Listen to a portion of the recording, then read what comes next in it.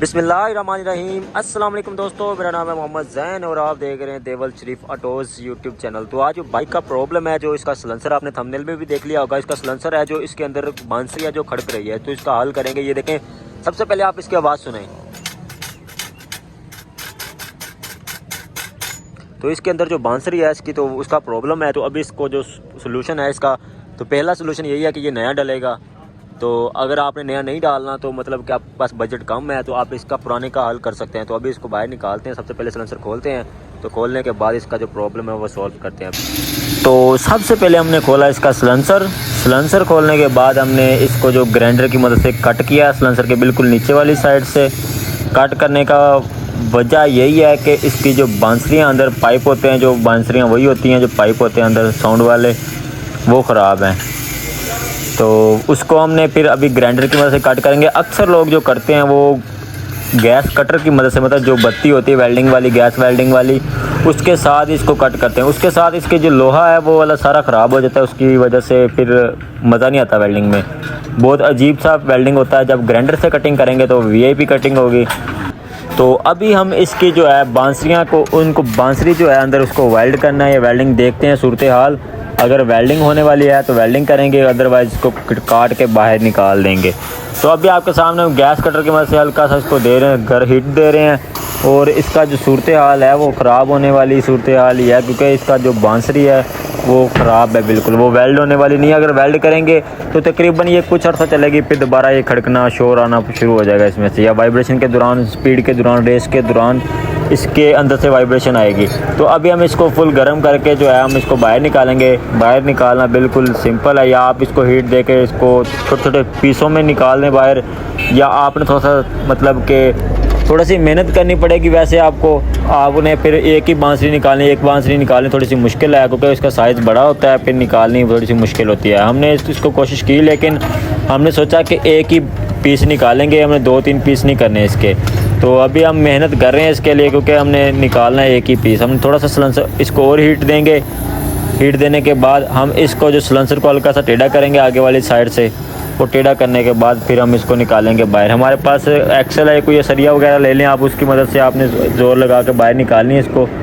तो अभी आपके सामने हम इसको हीट दे के तो अच्छी तरह से निकाल रहे हैं बाहर। तो ज़्यादा गर्म करने से भी आपकी सिलेंसर की जो निकल है, पॉलिश है, वो ख़त्म हो सकती है, ख़राब हो सकती है। फिर हमने इसकी कोशिश की है, तो वैसे भी निकालने की कोशिश की है, लेकिन इसकी जो पॉलिश है वो काफ़ी हद तक ख़राब हो गई है। जहाँ से हीट पड़ती है तो वहाँ से कलर चेंज हो जाता है सिलेंसर का, जो पॉलिश का क्रोम का कलर है वो बिल्कुल चेंज हो जाता है। तो अभी आपके सामने हमने ज़ोर आजमाई काफ़ी की इसके साथ, लेकिन ये नहीं निकली बाहर। तो अभी हम आगे वाली साइड है जो इसकी हल्की सी टेढ़ी करेंगे। टेढ़ी करने के बाद जो है हम इसको निकालते हैं बाहर। सबसे पहले इसकी फ्रंट साइड जो है, जहाँ से बांसुरी हमने बाहर निकालनी है, तो हम इसको करते हैं हल्की सी टेढ़ी करने के बाद आपके सामने बाहर आ गई है। तो अभी इसको हम दोबारा जैसे हमने खोला था वैसे वेल्ड करना है अभी। तो इसका हमने जो साइड वाली चीज़ है वो भाई भूल गए हैं, तो अभी वो करते हैं दोबारा सेट। इसको निकालते हैं बाहर, वो भी क्योंकि वो जो टुकड़ा हमने डेंट इसमें बेंड किया था उसकी वजह से आसानी से निकला है बिल्कुल बाहर। तो अभी आपके सामने जो है इसको अच्छी तरह से बिठा के बिल्कुल ओरिजिनल फिटिंग करके तो फिर इसको करेंगे वेल्ड। लेकिन ओरिजिनल फिटिंग नहीं होती, क्योंकि जब वेल्डिंग हो जाता है तो उसकी वजह से सिलेंसर में थोड़ा सा प्रॉब्लम आता है, इसकी बनावट में थोड़ा सा फ़र्क पड़ जाता है फिर। तो अभी इसको गैस कटर की मदद से दोबारा, गैस वेल्डिंग की मदद से दोबारा वेल्ड करेंगे। तो वेल्ड करने के बाद फिर हम जो है इसको ओके कर देंगे बिल्कुल। तो आपके सामने इसको गैस वेल्डिंग की मदद से हल्का सा छीट दे के, बिल्कुल आपने बत्ती को सीधा नहीं रखना, हल्का सा टेढ़ा रखना है, क्योंकि इसमें अगर सीधा रखेंगे तो आपके जो सिलेंसर में है वो सुराख हो सकते हैं। तो आपने सुराख वाला काम नहीं करना, आपने हल्का सा जिस तरह ये टेढ़ा रखा हुआ है हमने कटर को, वेल्डिंग को इस तरह आपने हल्का सा टेढ़ा रख के तो फिर आपने इसको वेल्डिंग करते जाना है। बिल्कुल ईजी तरीका है। तो अभी देखें सिलेंसर वेल्डिंग किस तरह हो रहा है।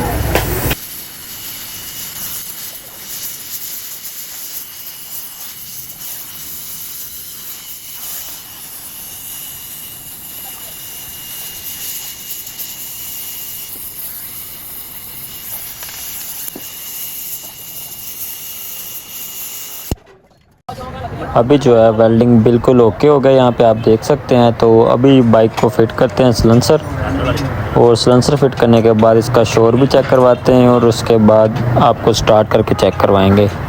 तो अगर इसकी बांसुरी निकल जाए सिलेंसर में से तो इसका जो साउंड है वो ख़राब हो जाता है। तो अगर उसके अंदर ही वेल्ड हो जाए तो वो बेटर है, लेकिन वो तरीके के साथ फिर किसी टाइम मतलब कुछ अरसे के बाद यानी 1-2 महीने के बाद ये दोबारा शोर करना शुरू कर देगी अगर अच्छी तरह से वेल्ड ना हुआ तो। वैसे अगर सही हो जाए तो ठीक है। तो आपके सामने अभी बिल्कुल फिट हो गया, इसको स्टार्ट करते हैं, इसकी साउंड चेक करते हैं। साउंड में आप देख सकते हैं कितना फ़र्क आ चुका है। तो आज की वीडियो कैसी लगी? वीडियो अच्छी लगी होगी तो लाइक कर देना एंड चैनल को सब्सक्राइब कर देना और दोस्तों के साथ शेयर कर देना। मिलते हैं अगली वीडियो में, तब तक के लिए अल्लाह हाफ़िज़।